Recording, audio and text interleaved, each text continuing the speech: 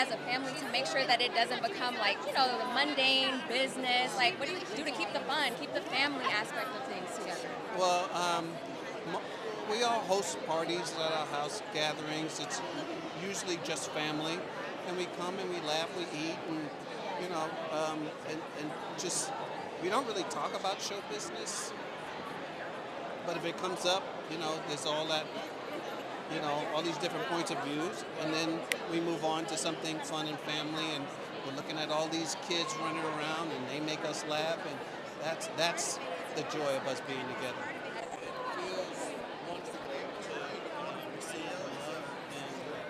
What does it feel like to know that your work transcends generations like this?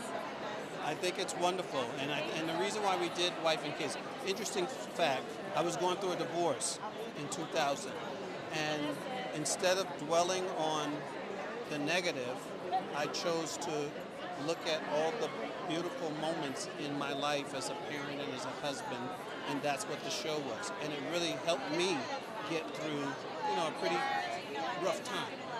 You know, so it was a great show for that, and it came from a real place. So I'm glad that it's resonating. We can't forget our beauty and our humanity and our anointed spiritual. And I want to know, how do you keep the bad parts of being in this industry from dimming your light in a moment like this? God.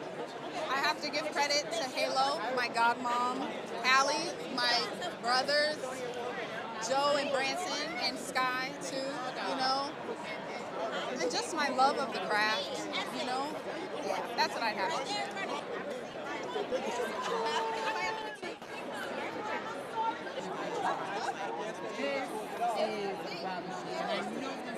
So Kamala Harris is being honored tonight. Would you support a run for governor? Oh my. Girl, honestly, is it right now I'm just trying to like deal with the fascist regime. I haven't gotten to like a governor. I'm like thinking about my community survival. I'm thinking about how we're gonna fight this mess that we're in right now, and that's honestly where my brain is.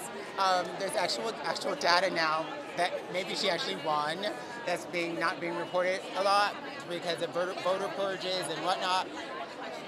I'm not a conspiracy theorist, but there's data. Like if we took this to court, unlike Trump's cases, we would probably win because there's evidence and data.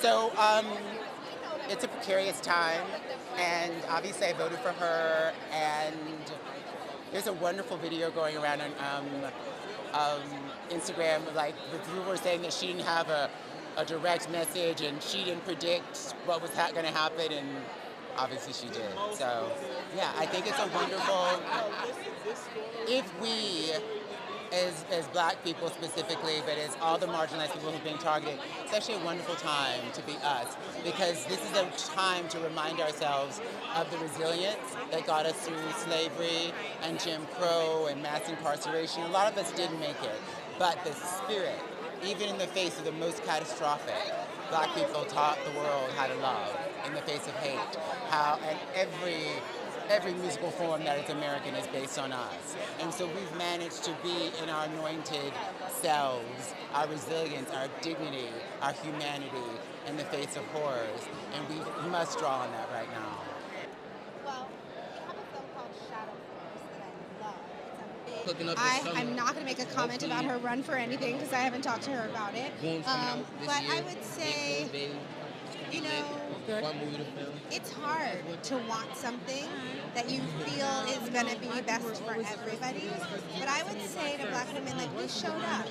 We showed up in record numbers. We showed up, and we're going to continue to show up for each other, no matter the results.